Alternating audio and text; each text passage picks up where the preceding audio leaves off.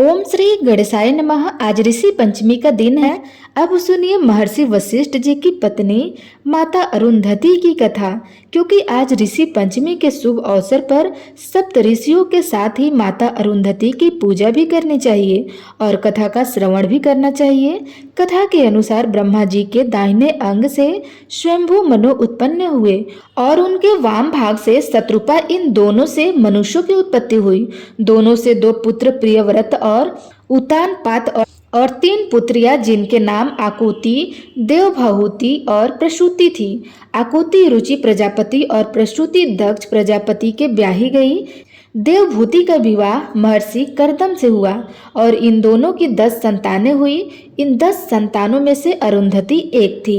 एक पुत्र था जिनका नाम था कपिल और 9 पुत्रियां थी जिनका नाम था कला, अनुसुईया, श्रद्धा, हवर्भु, गति, क्रिया, ख्याति, अरुंधति और शांति था। माता अरुंधति माता अनसुईया की ही छोटी बहन थी और अपनी बहन की तरह महान सती भी थी। अनसुईया जी का विवाह तो महर्षि अत्रि के साथ हुआ और महर्षि वशिष्ठ से विवाह करने के लिए माता अरुंधति को घोर तप करना पड़ा था और तप करने की प्रेरणा भी उन्हें महर्षि वशिष्ठ से ही मिली थी। वास्तव में अरुंधति जी पूर्व जन्म में स्वयं ब्रह्मदेव की कन्या साध्वी थी। संध्या ने भी अपने पिता से उपदेश मांगा, जिस पर परम पिता ब्रह्मा जी ने उन्हें तप करने का आदेश दिया। अपने पिता की आज्ञा पाकर संध्या चंद्रभाग पर्वत के निकट बृहलोलित सरोवर के तट पर जा पहुंची। किंतु उन्होंने यह पता नहीं था कि वह तपस्या किसकी करे और तपस्या किस प्रकार करनी चाहिए। उन्हें कुछ भी पता नहीं था। अब वे उसी चिंता में उसी सरोवर के निकट बैठ गई। उसी समय भ्रमण करते हुए महर्षि वशिष्ठ वहां पहुंचे और एक कन्या को इस प्रकार चिंतित और परेशान बैठा देखकर उन्होंने उनसे उनका परिचय पूछा।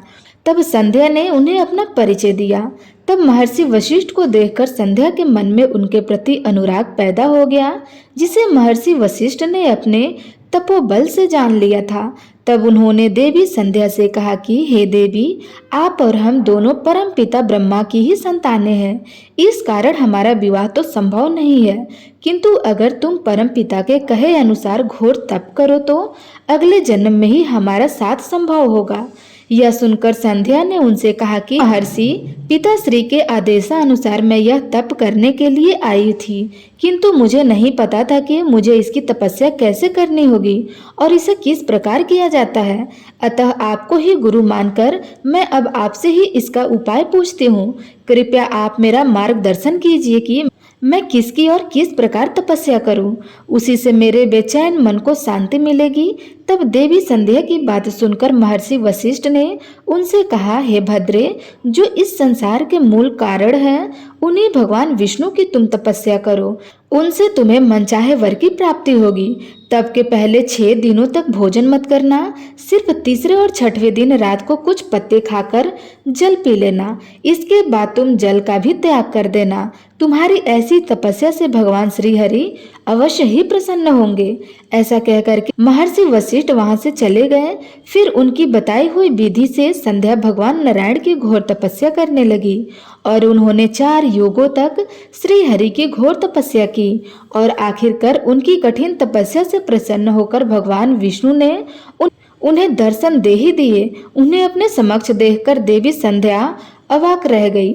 उस समय इतनी भी शक्ति उनके अंदर नहीं बची थी कि वह खड़ी रहकर उन्हें प्रणाम कर पाती। उनकी ऐसी भक्ति देखकर नारायण ने उन्हें स्वस्थ कर दिया और फिर पूछा कि वह किस कारण ऐसा घोर तपस्या कर रही थी। तब देवी संध्या ने भगवान श्री विष्णु से जो 3 वरदान मांगे वह इस प्रकार थे। पहला वरदान था, किसी भी जीव में जन्म लेते ही काम की भावना ना हो। दूसरा, मैंने जिनकी कामना की है वही मुझे पति रूप में प्राप्त हो और मेरा पति व्रत अखंड रहे। तीसरा वरदान था, मेरे पति के अलावा और कहीं भी मेरी सकाम दृष्टि न हो और उनके अतिरिक्त जो कोई भी मुझे सकाम भाव से देखे वह तत्काल नपुंसक हो जाए।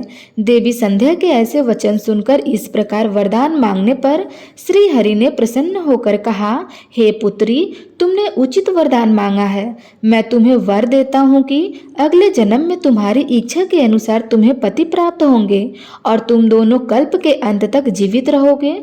कोई अन्य पुरुष अगर तुम पर काम दृष्टि डालेगा तो वह तत्काल नपुंसक हो जाएगा।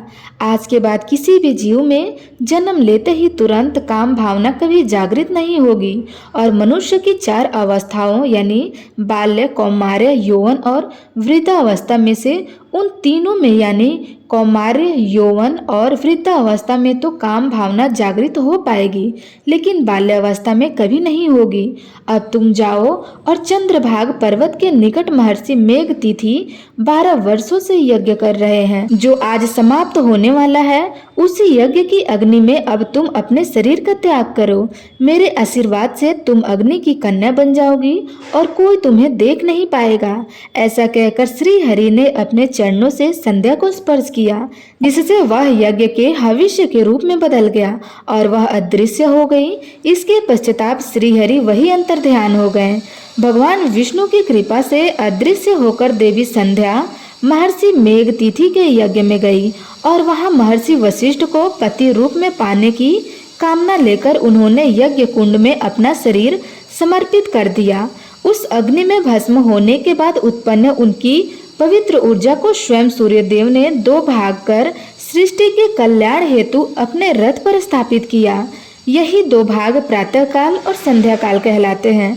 अगले जन्म में वही संध्या महर्षि कर्मठ की पुत्री के रूप में जन्मी और उनका नाम रखा गया अरुंधति। जब वह 5 वर्ष की हुई तब स्वयं ब्रह्मदेव ने महर्षि कर्दम को यह आदेश दिया कि इस कन्या को उचित शिक्षा के लिए उस माता सावित्री और माता बहुला के पास भेज दे।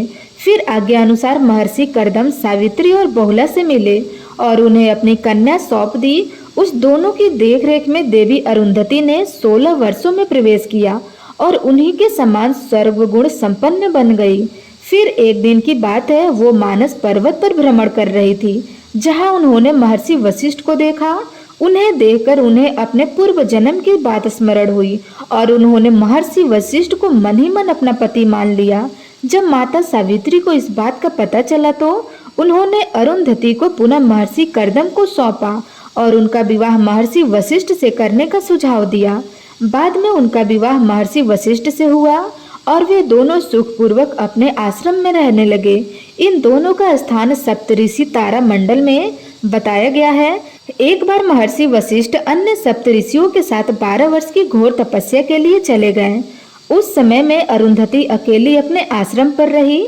देव योग्य से सप्तऋषियों के जाते ही भयानक अकाल पड़ा। 7 दिनों तक देवी अरुंधति के मुंह में अन्न का एक दाना तक नहीं गया। जब उन्होंने इस दौरान केवल वायु का सेवन करके भगवान शिव की आराधना आरंभ की ताकि उनका अंत हो जाए, तब उनकी परीक्षा लेने के लिए 21वें दिन स्वयं महादेव उनके आश्रम में एक वृद्ध के रूप में पधारे और उन्होंने देवी अरुंधति से खाने की कुछ मांगा। तब देवी अरुंधति ने क्षमा याचना करते हुए महादेव से कहा कि प्रभु, उनके पास तो खाने को कुछ भी नहीं है। तब महादेव ने उन्हें कुछ वद्री के बीज दिए और उन्हें पकाने को कहा। अरुंधति उसे पकाने बैठी। समय काटने के लिए उन्होंने वृद्ध रूपी भगवान शंकर से धर्म कर्म की बातें आरंभ कर दी। तब शंकर जी ने उन्हें धर्म का वास्तविक रूप समझाने लगे। भगवान शंकर की माया के कारण जब तक अरुंधति ने उन बद्री के बीजों को पकाया तब तक 12 वर्ष बीत गए और उनकी कृपा से अकाल भी समाप्त हो गया। किंतु अरुंधति को ऐसा लगा जैसे बस कुछ ही समय बीता है। उसी समय सप्तऋषि अपनी घोर तपस्या समाप्त करके वहां पधारे। तब उन्होंने देखकर अरुंधति आश्चर्य से बोली कि आप सब तो 12 वर्षों के लिए गए थे, फिर इतनी जल्दी कैसे आ गए?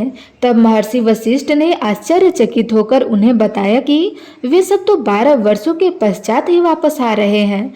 इसके पश्चाताप 7 महान ऋषि इस बात पर बहस करने लगे कि उन 7 में किसकी तपस्या सबसे उत्तम थी। जब कोई निर्णय नहीं हुआ तब देवी अरुंधति ने वृद्ध रूपी महादेव से ही इसका निर्णय करने को कहा। महादेव ने देवी अरुंधति की भक्ति से प्रसन्न होकर उन सभी को दर्शन दिए और कहा कि आप 7 ऋषियों की सम्मिलित तपस्या से भी अधिक कठोर व्रत देवी अरुंधति है। मैंने जो ज्ञान अरुंधति को दिया है, आप सभी सप्त ऋषियों उन ज्ञान को इसे प्राप्त करें और जगत में उनका प्रचार करें। ऐसा कहकर के महादेव वही अंतर ध्यान हो गए। तब सभी सप्तऋषि देवी अरुंधति के तेज के समक्ष नतमस्तक हुए और उनसे वह ज्ञान प्राप्त किया जो देवी अरुंधति ने 12 वर्षों में महादेव से प्राप्त किया था। वही ज्ञान आगे चलकर वेद और पुराणों की कथाओं के रूप में प्रसिद्ध हुआ, जिनका विस्तार जगत में सप्त ऋषियों ने किया। माता अरुंधति से ही वार्तालाप करते हुए महर्षि वशिष्ठ ने राजर्षि विश्वामित्र को ब्रह्म ऋषि विश्वामित्र कहकर पुकारा था। सप्त ऋषि तारा मंडल के बारे में हमारे वेद पुराणों में सहस्त्रों वर्षों पहले लिखा जा चुका है और आज आधुनिक वैज्ञानिक भी मानते हैं कि हमारे तारा मंडल में 2 युगल तारा हैं जो एक दूसरे की परिक्रमा करते हैं। वे महर्षि वशिष्ठ और माता अरुंधति ही हैं और आज भी वैज्ञानिक उन युगल तारों को अरुंधति वशिष्ठ के नाम से भी जानते हैं। कथा समाप्त होती है। प्रेम से बोलिए सप्त ऋषि की जय, माता अरुंधति की जय।